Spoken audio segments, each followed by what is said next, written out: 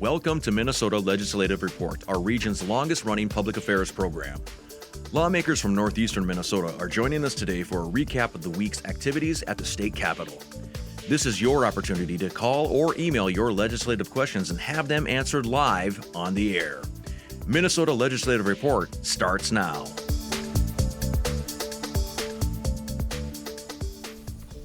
Hello and welcome to the Minnesota Legislative Report. I'm your host, Tony Sertich. The Minnesota Legislature has 1 week left to pass a 2-year state budget and get the rest of their work done. How will the decisions they make affect the Northland? And will they get their work done on time? Tonight, you can join the conversation by emailing or calling in with your questions for the lawmakers that represent you. To ask a question, dial the phone number on your screen, or you can email your questions to ask@pbsnorth.org. Each week, we invite legislators from all across our region, from both political parties, to join us on the show. If they respond and are available, we make room for as many of them as possible to share their views and answer your questions. Joining us in studio today are two elected officials. Representative Roger Skraba is a Republican from Ely, representing District 3A, and Senator Jason Rarick is also a Republican from Pine City, representing District 10, I believe, or 11? 11, yes. Both of you, welcome to the show. Thanks, Tony. All right. Senator Rarick, it's your first time here, and Representative Skraba, this is time number 3. We'll let the newbie go first. And so you have Awesome. Your major responsibility of the state legislature, as we've been talking about with the viewers all year, is to pass a 2-year budget that is balanced and has to be done by July 1st. We've got 1 week left of the legislative session. Where are we at overall with the budget process? You know, typically this time of year we're a little further along, probably in what we, working with conference committees. We still have a few of the budget bills to get off both the House and the Senate floor. So yeah, I'd say we're a little bit behind, but anything can happen yet. All right. How about in the House? How are we looking? Same. Last week I was optimistic we were going to be done on the 19th. We'll see. It's going to be close. All right. Well, we'll keep with you, Representative Skraba. What do you think are the major factors, in your opinion, holding up getting to agreement? Because just as a reminder for our viewers, it's a divided legislature in a way where in the House it is split 50-50, Democrats and Republicans, and you need bipartisan support to get something done. Neither party can pass legislation. And in the Senate is a razor-thin majority for the Democrats and a DFL governor as well. So what do you think are the major holdups in getting to a solution for folks? The negotiations with the governor and Are there an issue or two that you feel are the sticking points that if we could find compromise can get done? What are those couple of issues? they want to raise taxes, and that's not an option right now. What the governor's budget does is raise taxes, but he wants to raise taxes on top of his cuts that he's doing that affect a lot of counties. That's probably the biggest sticking point. Right, and there. where in particular are those The tax cuts? increase proposals that he is proposing? Well, the ones that are going to affect us in northern Minnesota is if he cuts PILT, payment in lieu of taxes. That's going to affect the 5 counties that I represent a lot. If he is successful in cutting the Sustainable Forest Initiative, there's a lot of land and folks that use land that can no longer use the land. That's part of a sticking point with the governor. We're hoping he's using that as a negotiation, like, what do you want for this? Because it's really important. Northern Minnesota people, we have trails on these private lands, and the state pays them money for the public to use their land. They don't have to let anyone use it, but the state gives them money, a small amount of money, and then the public uses the land. We put trails on it. That's going to come off. We're going to lose that. That's an issue. So to be specific, so when you're saying raising taxes, you're talking about tax expenditures. We're going to get in the weeds right away to folks back home. And so the tax bill includes some portion where people don't have to pay taxes, and so we call them tax expenditures. And that's what you're talking about with these two issues? Some of those, yes. Okay. And the invasive species, the governor wants to cut that also, again, which if that comes out and a county still wants to participate in that, they have to pay for it. That's the difference. So do you think these are the key issues that are holding up the session? Okay. One of the bigger one is the fact that he wants to cut taxes on some sales tax, some small amount that doesn't amount to much, but then he wants to raise taxes on businesses like law firms that do copies, and he wants to create a whole new taxing area to raise taxes. So he wants to lower the sales tax base and broaden it out to some services, is the proposal? Yeah, I wouldn't say lower. It's going to be really small lower. But it's mainly he's trying to raise the taxes on a lot of businesses that the ones that we were told are the law firms and companies that do copies, things like that, that are going to start paying that have never paid before. And I know the senator was here last week or 2 weeks ago, I think, and we were talking about taxing social media. That's another one that's probably, it's we just don't think we need to raise more taxes, and right now, that's probably the largest sticking point. Senator, from your perspective, where are those sticking points right now to get to a successful end of the session? I think another one related is the county cost shifts that are in the governor's and some of the Senate proposals. Although there is some movement on the Senate side, Senators Hoffman and Abler are working on some stuff. And what in particular are the topic areas? Human services or human services, any specifics in particular around long-term care, nursing homes, the reimbursement rates that have been established.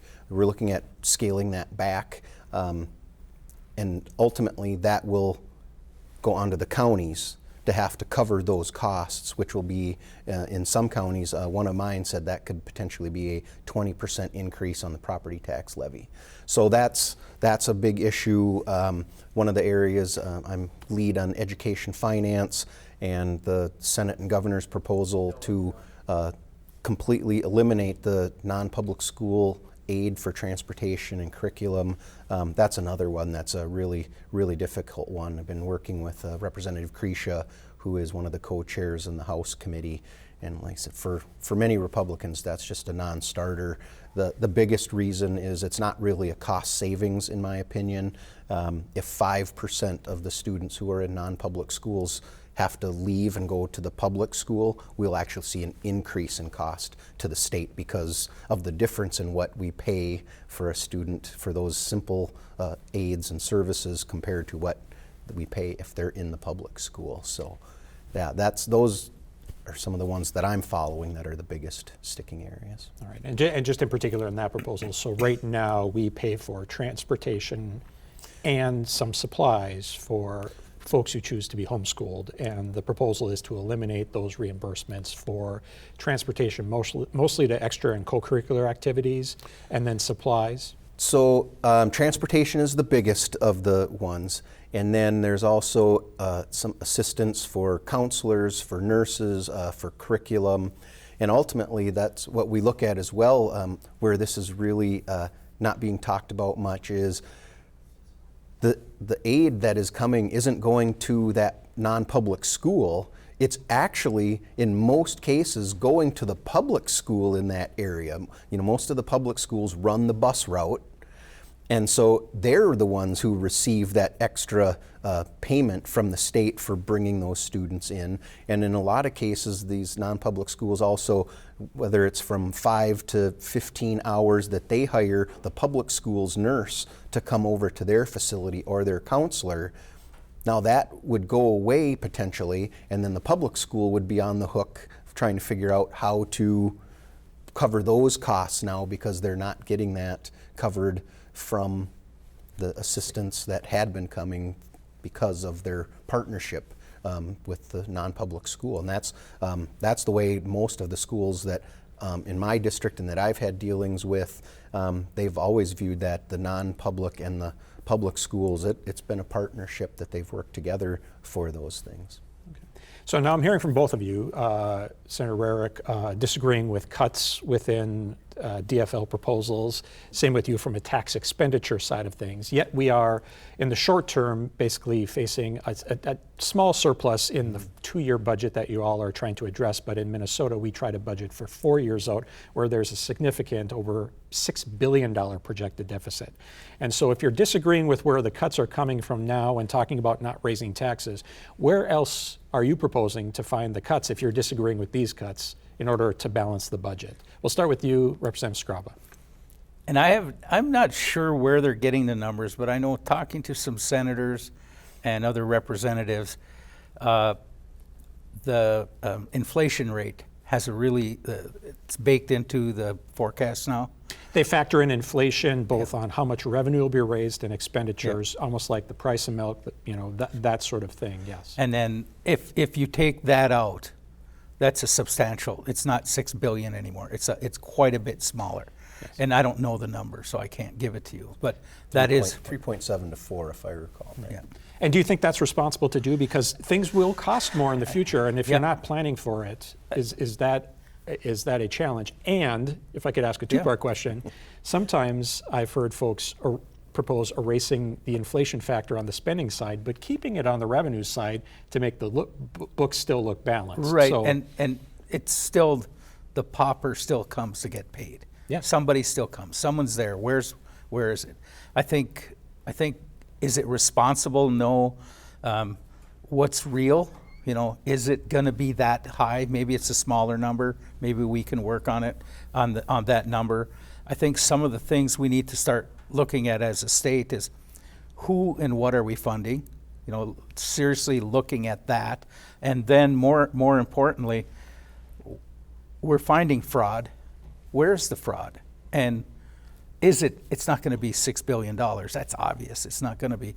But if you start tightening up the ship, people start being more responsible with the dollars we have.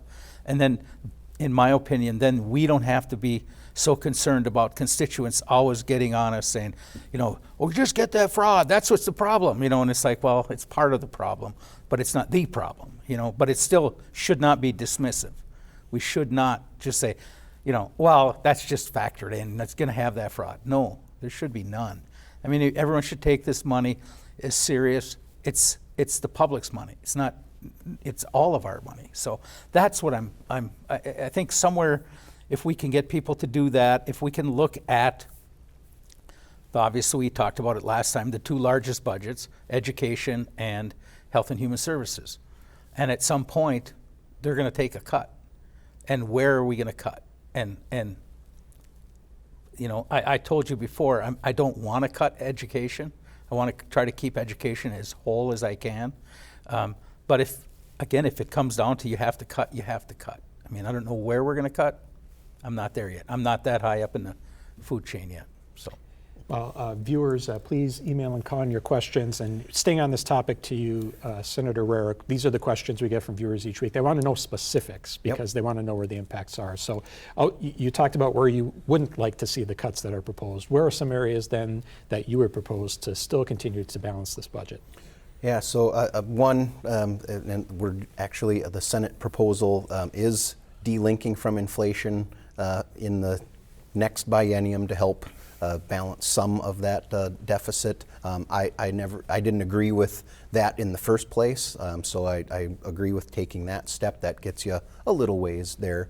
I also think we should be looking at some of the programs that we've just put in place that have exceeded the cost that was projected. One of those is the free meal program for all students. I think that's something we should be looking at, whether we put some type of a cap on income. About 37% of students were already getting free and reduced meals. Folks came in and said, well, we're missing about 13% who still have need. So instead of going to 50%, we went to 100%, and I think and the costs have already ballooned way over what the projections were. So there's around $200+ million that we could save there. There's also continuing costs that are driving up because of the unemployment insurance that we put in place for the hourly workers at schools, the bus drivers, the kitchen workers. So I believe we could look at working with schools to say what what can we do to help maybe incentivize folks to stay in those jobs, but not be on UI. I think what we're seeing is those costs are just continuing to rise, and that's an expense that's in the hundreds of millions of dollars that we could save there as well. And then it's a little more tricky. Again, I think we need to go down what many of us would call zero-based budgeting, and just getting into having people come in who have been what they're called in the base. Every year, they come in, well, here, this is what we always spend, and have all those folks come back in and prove to us that you're using the money wisely and that you're having good outcomes. And it's something, again, education is my biggest area. And we have so many reports and we have so much administration. We've seen, since 2000, we've seen a 2% increase in the number of students in K through 12 education, but we've seen a 150% rise in middle administration. And a great deal of that is because of the requirements that we've put on at the state level, asking for reports, asking for information. And the question I've been starting to ask is, one, who's looking at this information? Two, what are we doing with that information? And three, have we made any positive changes in the outcomes for our kids because of it? And if the answer isn't that we're coming up with things that are helping improve education, which when you look at the outcomes, it's hard for me to believe that this is helping our students, then let's start backing off some of that. And I believe our schools could actually cut administrative costs, which could help us reduce that education budget.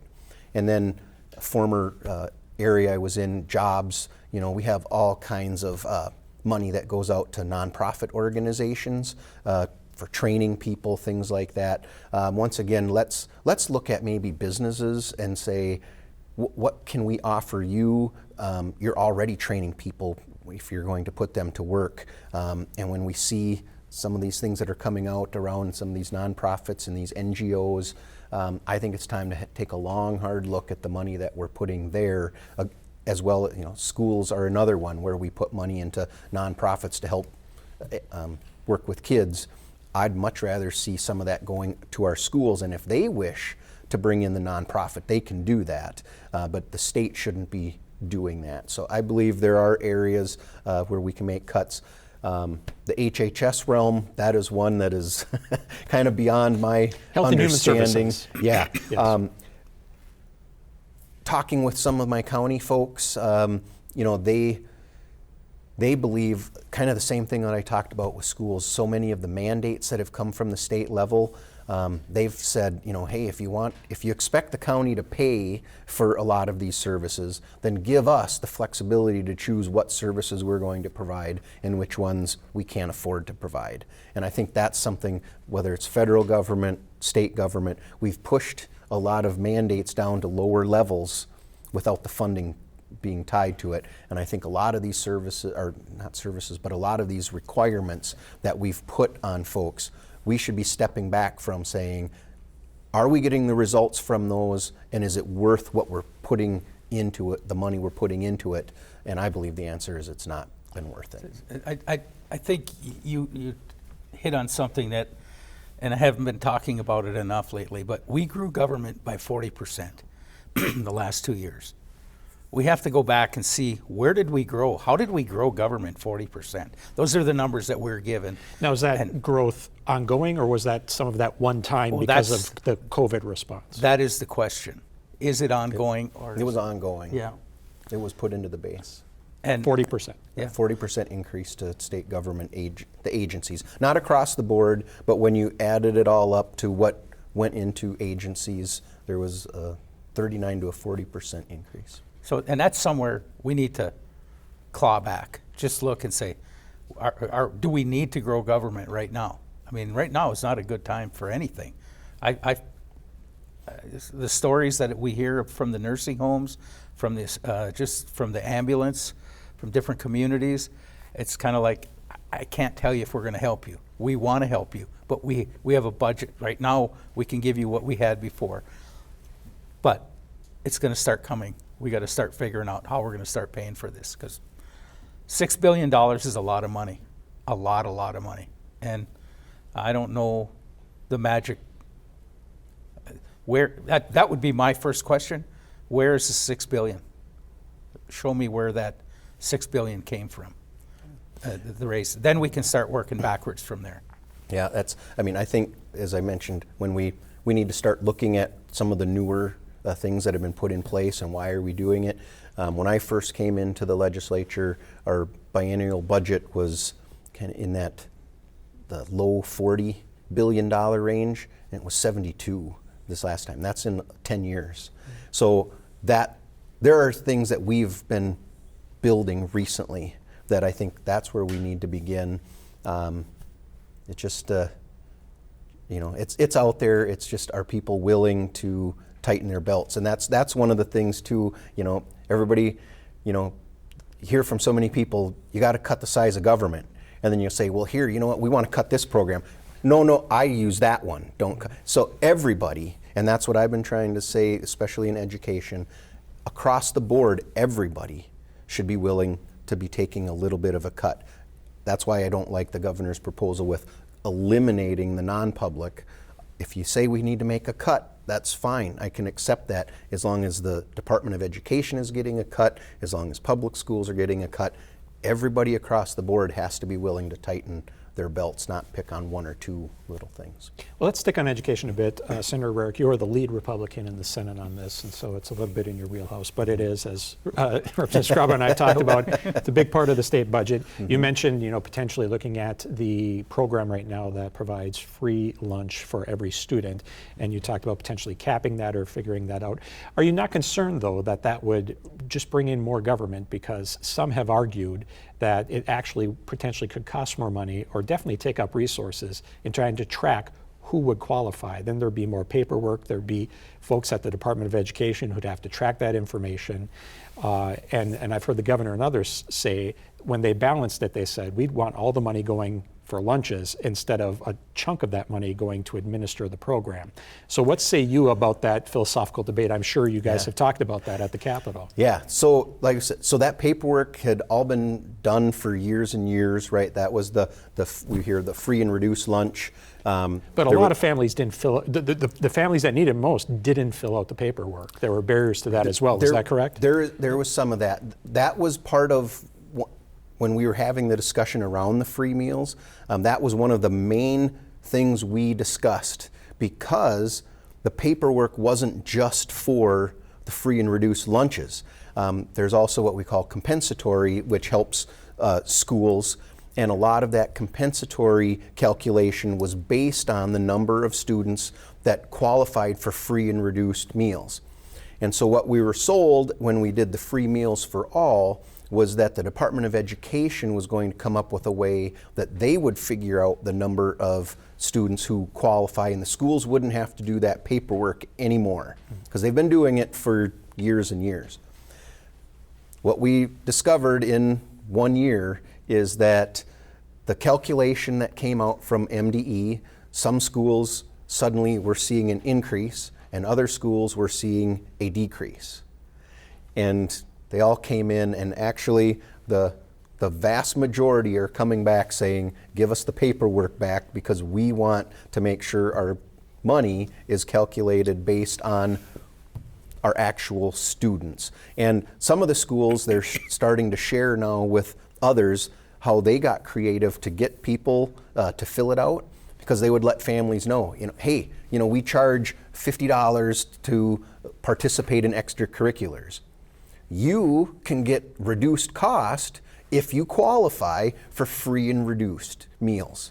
And so just fill out this form and we'll help you do it. And so do I like paperwork? No, I don't. And that's why I believe we could actually come up with an even bigger reform package around education spending. It's going to take some work, and I'm sure there are going to be a lot of people who don't like it at first. But it's something that 3 years now I've been in this area, and the formulas are so complicated. I still have a hard time getting my head around it. So I do believe that there is some type of a reform package that needs to be begun that will simplify those formulas, how we get the money per pupil, and the requirements that we've put in place on our schools, and giving families more choice as to where they want to go to school. I don't think you can do any one kind of standalone. It's going to require a group of people getting together and actually having these hard conversations about, is everything that we've put in place over a course of 40, 50 years necessary? Can we start backing up, and can we do it better?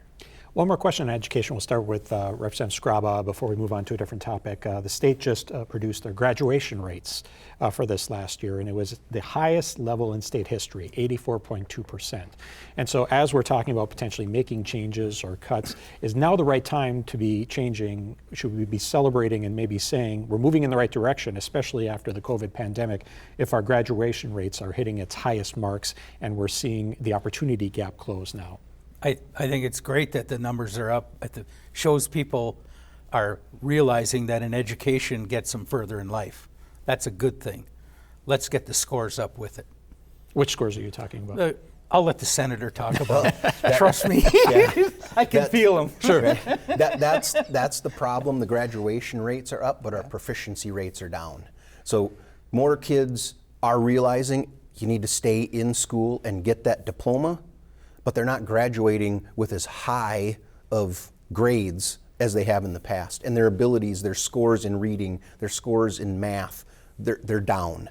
And so that's part of what we have to get at too. It's just the piece of paper that says you graduated is one thing, but if you get into a job and your employer is trying to train you and you don't have the actual skills, then we miss something. And so that's what we really need to be getting at. And across the board, we're just seeing our proficiency rates declining. And so that's the ultimate thing. I argue with that with the University of Minnesota over and over. They've touted, we have record enrollment rates. And it's like, well, enrollment rates are great. For me, the number that matters is how many of your students graduate on time and get a job in the area they went to school for. That's success. And again, graduation rates being high are great, but are we graduating kids who have the skills to get out, go on to that next level of education, and then get into a career where they can make a living?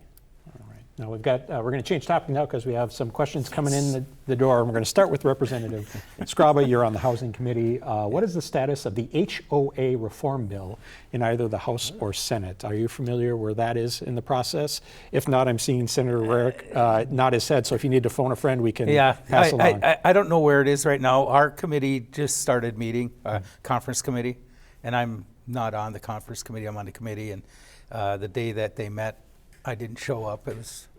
It was a shake hands, who's who, and now they're going to start the business. But do you have an update on the HOA, and can you explain just briefly what the HOA bill does? So this is one Senator Lucero and Senator Pa have both. One Senator Lucero is a Republican, Pa a Democrat, and they've been working. And I actually believe Senator Port's been on this as well.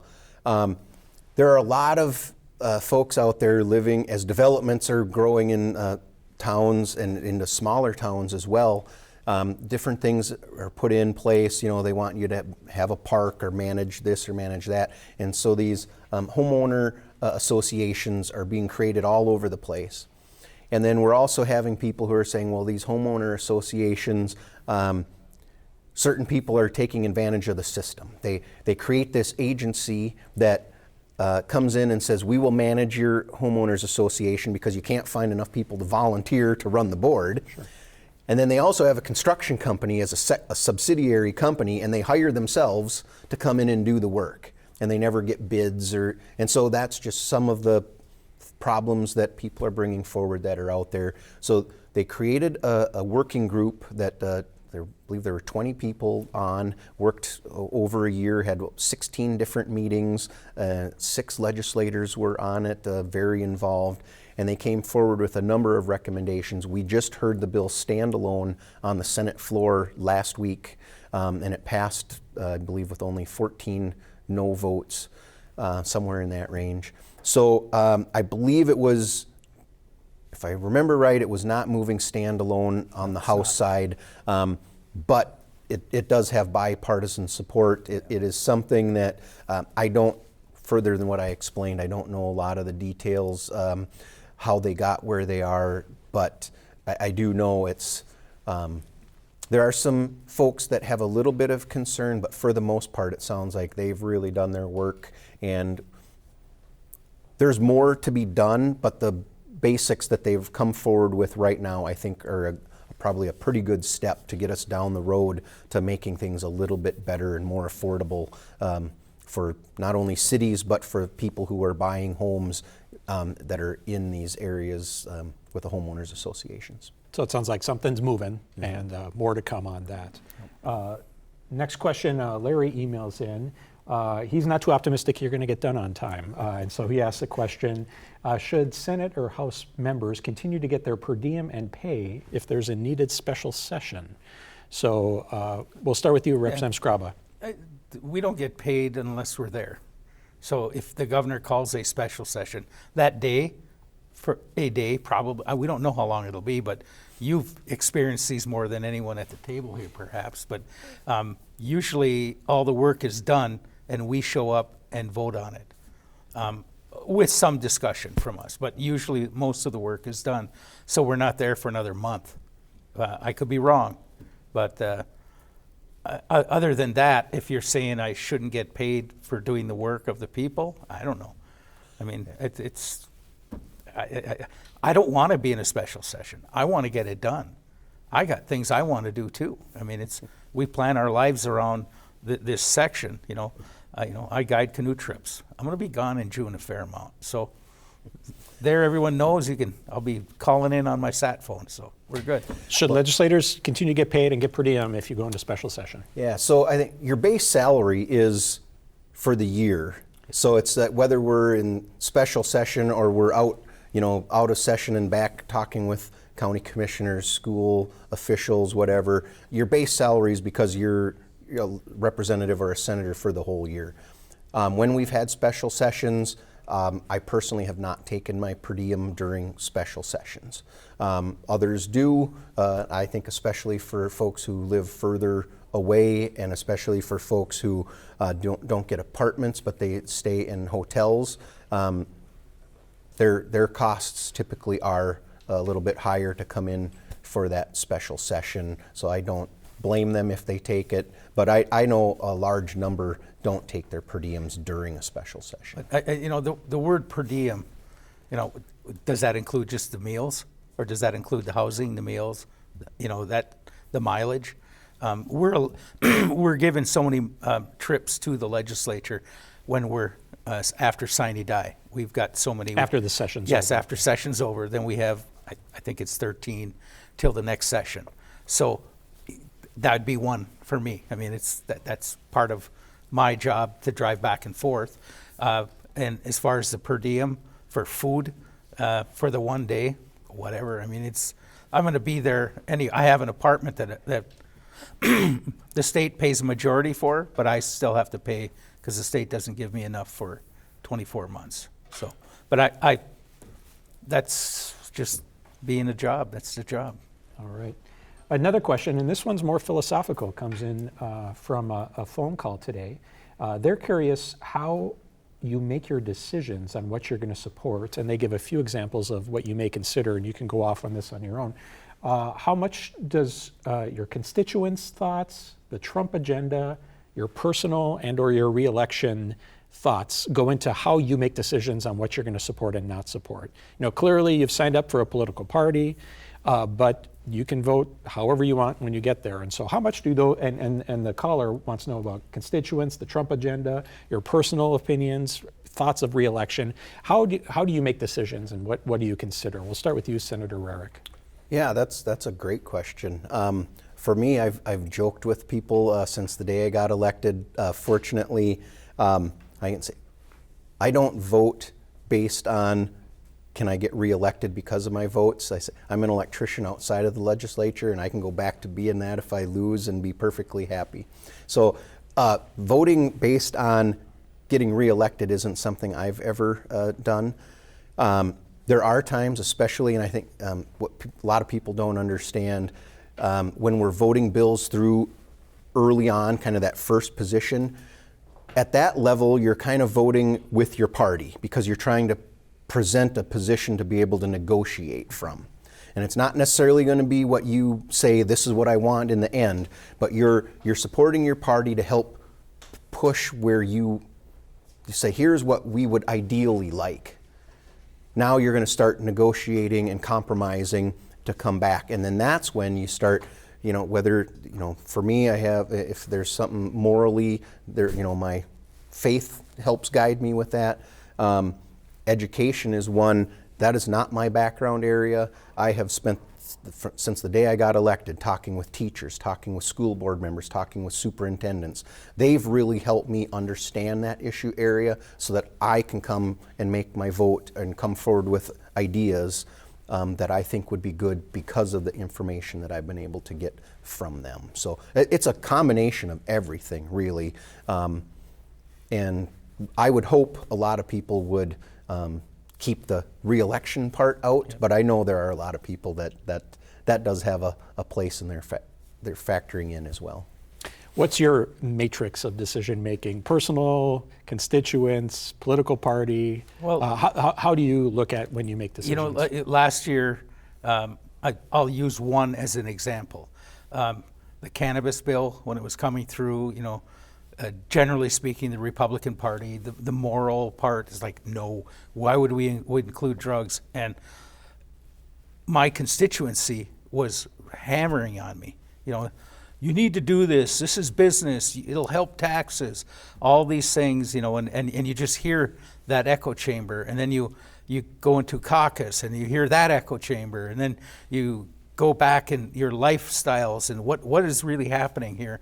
And I was trying to compare it to, because I did vote, quote, against my party at the time because I was one of the supporters of it, because nothing had changed. In 1977, when I was a freshman in high school, it was available. In 2022, when we were talking about it, it was available. What has changed? To me, it's not like government tried everything to ban it, to stop it, but it's still there. And I'm not saying I threw the towel in. I'm looking at it as,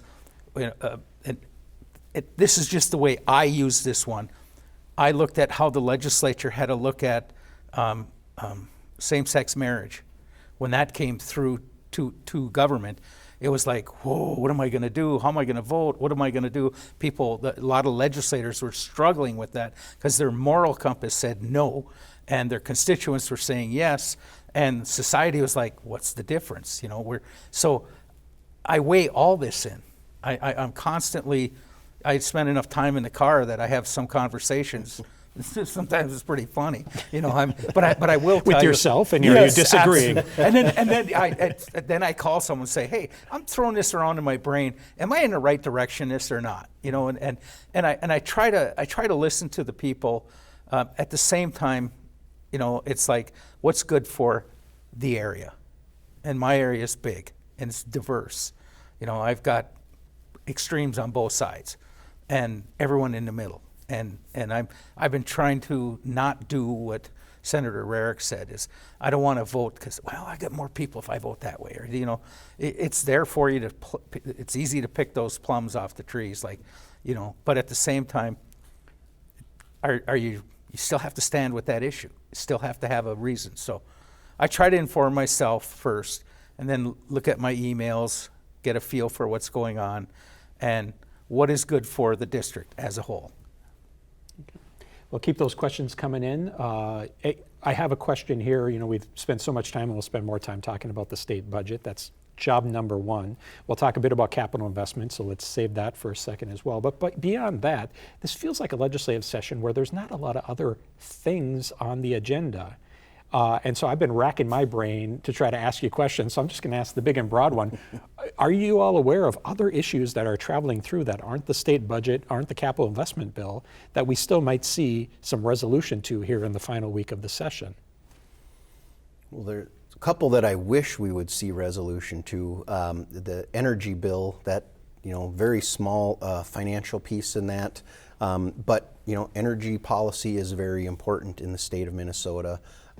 Senator Frentz, who Democrat from Mankato, is the chair of the Energy Committee, and I've worked well with him. Again, haven't always agreed with everything. He was a big proponent and the chief author for the carbon-free energy electric production by 2040. But I will say this year he was willing to come back and say, okay, we've passed that. Now it's time to start looking at things, and a bill that I've been carrying for the electric cooperatives is around net metering, they call it. So for people who have put solar at their own home, the original intent was always build solar so you can bring your electricity bill to zero. The way it was written, people have discovered, some of the developers have discovered that, well, you can build a system that's bigger than what you need and start generating revenue off of that electric production. The problem is they're being paid the same amount that customers are paying. So the cooperatives are saying this is not a business model we can work under. So we're saying under the bill that I'm carrying is you get paid, you can bring your bill to zero, being paid that retail rate. But once you start selling energy off to other folks, you are going to get paid by the utility a rate equal to what they're buying electricity, say from Great River Energy or whoever they're getting it from, because they still need to make some money on the sale so that their line crews can be out fixing the lines during storms and their folks can keep the cooperative going. And so Senator Frentz included that. We've also talked about the nuclear moratorium in Minnesota that, can we actually get carbon-free electricity by 2040 if we don't expand the amount of nuclear energy that's being used to produce electricity? And so he's joined in these conversations. In the end, will they get passed? I'm not sure they'll survive the House committee, considering that's 50-50. But I think there are some things out there like that are at least being talked about and in the end have a potential to get across the line. How about you, Representative Skraba? Any issues out there, non-budgetary, non-capital investment that you see potentially getting over the finish line? Well, what happens when we talk about those things in the public now, we give the other side an opportunity to see what we really want. And then when it comes to negotiating, they're like, oh, let's take that out or put that in, and we got Skraba, sort of like that. And I think that's good, but at the same time, the things that I've been pushing for, I'm talking to the chairs saying this is really important to us, like the invasive species, the governor wants to cut that. And I'm like, why? I shouldn't say he wanted to cut it. One of our chairs said, that's not going to cut, that's going to stay in. And then they cut the sustainable forest. And the concern I have with the direction that we're going in there is it's all posturing for negotiating. It has nothing to do with the issue. And it bothers me because I'm like, why are you guys using these issues as wedge issues? They don't belong in that. For me, they don't, because they affect our districts so much. Our Cook County, Lake County, St. Louis County, Itasca County, Cooch County, they all have people at landings making sure that the boats from the metro area don't bring bugs up here and let them go in our lakes. So we have that in place. And I'm like, and he wants to cut it. Why?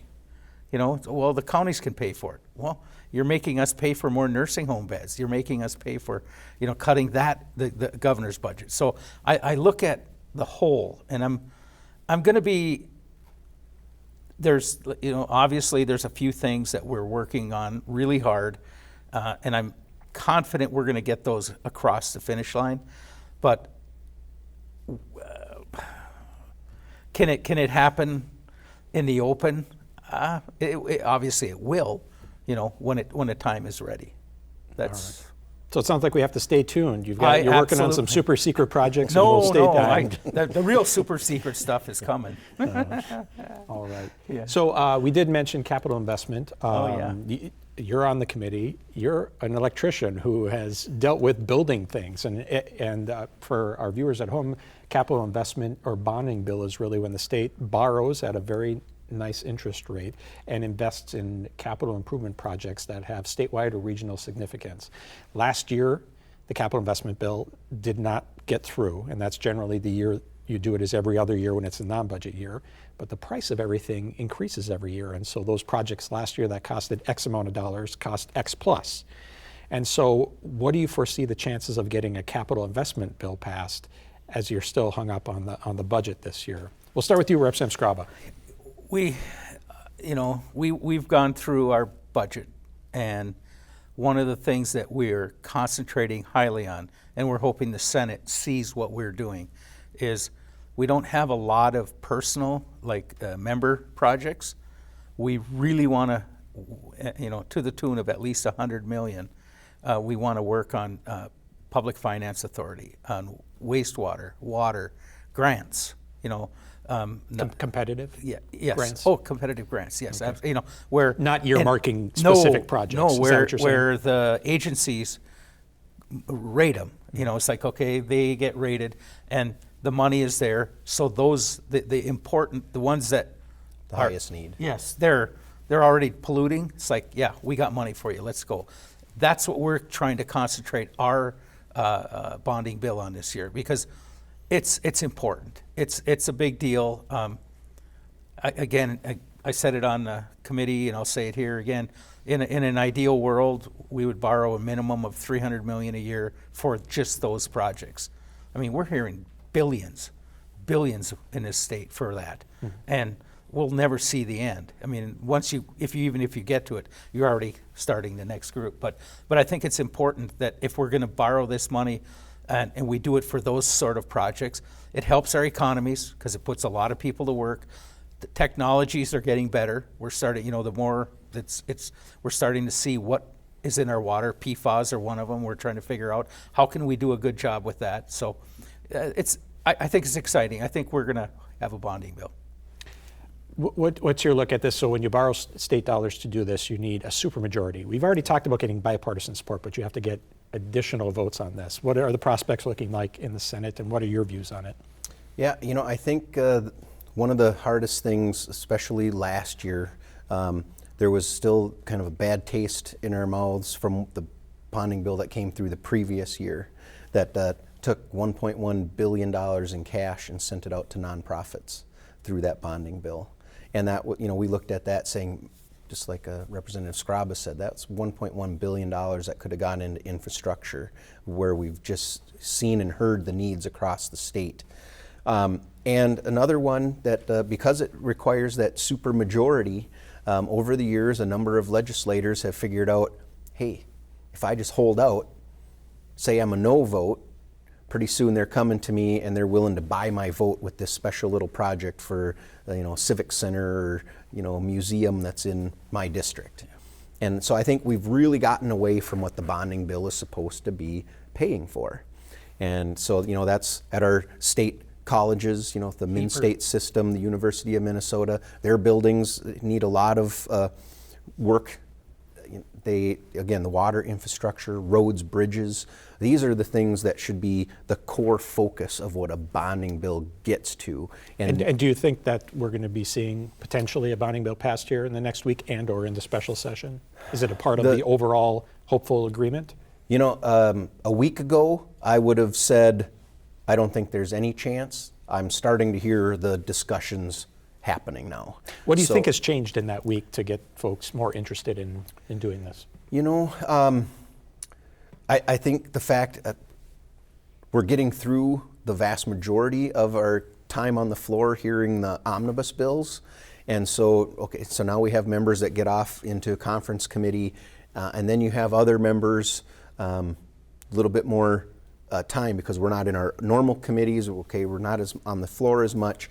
And so I think in the past that's typically been tried to do where your folks who are the lead on your bonding don't get onto these other conference committees. So now they've got more time to start having those discussions, getting out to the members.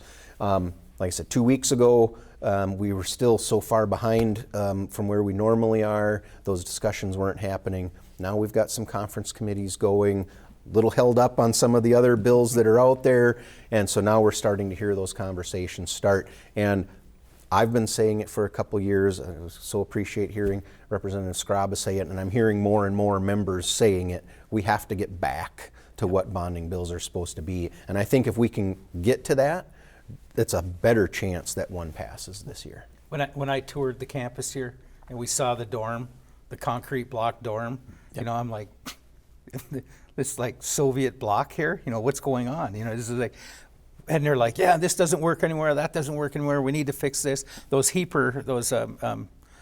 Asset preservation. Yeah, asset preservation for the Minnesota State colleges is huge. I mean, University of Minnesota last year said, if you give us $500 million, we won't build a new building on our properties. It would all just be used to. It was like just repair, to be used for repair, and it's like, well, we don't have $500 million to do that, you know, and that doesn't get caught up. But the buildings that we toured on the campus, you start looking at these buildings, and you start looking at and people that are there. We got a lot of issues in Minnesota, you know, and the Minnesota State College system is a great grant. I support it 1,000%. However, their enrollments are dropping, and the cost of it is going higher. So we're trying to figure out: do you consolidate? Do you pick? You know, instead of having 18 of them have nursing programs, do you say, okay, 2 are going to have nursing programs, and the other ones are going to do? Something has to give, because we just don't have the money to keep everything going anymore. All right. Another question from a viewer. I know I don't believe either of you sit on the committee, but is looking for are there any updates to the Minnesota sex offender program or any changes in legislation relating to the sex offender program that you're aware of at this point? Not that I'm aware of specifically to that. I am carrying a bill that Senator Latz has included. It's not necessarily for anything that happens out there, but Carleton County came forward because the facility in Moose Lake is within Carleton County. Our sheriff's office, the county sheriff, and the county attorney have a lot of responsibilities out there. And it's because this is a statewide facility. They've never received any state dollars to help when they're in court or when they're transporting folks. So we didn't get the full request in the first bill on the omnibus bill that came around the first time, but there's Senator Latz put some money in there for them. We'll see what happens when we get to the House. But so that was, I think, a positive thing. You know, the folks who work out there too say they've got issues and they really want to see that extra funding because they believe it'll help improve the safety for the workers who are out there. So no policy changes that way, but if we can get some assistance to Carleton County, I think that would, so one little bit of help out there anyway. All right, we only have a few minutes left, and you have 1 week left of the legislative session. You guys are going to drive down to the Capitol starting tomorrow and probably continue to be in session almost 24/7 for a week. When you're all done with that, you're hopeful that the session's done, whether it is or not. When you get done and get this 2-year budget in place, what is your hope? What is one thing you hope gets done, regardless of anything else? What's your biggest need, either for your district or just in general? Again, for me, it would be getting the sustainable forest industries, something for that group, because the land that this company owns, that the state uses with the Arrowhead Trail, the trail that goes to I Falls, a trail that goes to Little Fork, trail that goes to Crane Lake, this all goes through this private property. And right now they're allowed. If it's not, we don't know what's going to happen. So I'm hoping we can work on that. Personal priority needs to get done for you. You know, I've got a few little things. I think, to me, the big one that I hope gets done is we figure out these county cost shifts that are in the proposals, that we don't put this new increased burden on our counties. I think my counties are I have some of the poorest counties. Skraba does as well. So, you know, I think that's going to be proportional, even worse for ours, but statewide. It's something that I think needs to be and that will be the thing that I think will be the best outcome if we can stop these county cost shifts from happening this session. And I did that on the House floor. We were talking about Cook County, 5,636 people, and if you take this Health and Human Services budget and you cut it, it's not like we can go raise taxes on the same people that we have to raise taxes for PILT, that we have to raise taxes for every. So 20% here, 15% here, 12% there. It's like, what's going on? And generally speaking, when we all pay in and we help those that don't, then it works. All right, we're going to end on a light note, Senator Rarick, and you're not ready for this, so stay tuned here. We only have 30 seconds left, but we just had a new senator elected in the Minnesota Senate, and there's only been 5 days of this legislative session where the Senate and the House have been at full capacity. Now, the interesting fact is the new senator is married to a state representative. But they're not the only couple to be married in the legislature. You are also married to a state legislator. Do you have any advice for the Heitzmans who are now serving as husband and wife? Yeah, so Josh and I came in together in the House in the 2014 election. So my advice to Josh is just remember the Senate is the upper chamber. He needs to listen to Carrie. Just kidding. I did tell Carrie, I so appreciate having her in. I've known her for a long time. The hard part is there are times where things are happening in the Senate that you can't share with the House. And you go home and you got something and you can't tell them, and it's a little tough sometimes, and sometimes you have to really be willing to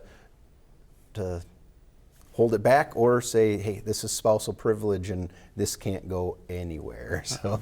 And I figured on Mother's Day you'd say moms are always right, but I'd like to wish all moms out there a happy Mother's Day, and especially mine who's watching live right now. And we are out of time. I'd like to thank Representative Skraba and Senator Rarick for joining us here this evening, sharing their thoughts and answering your questions.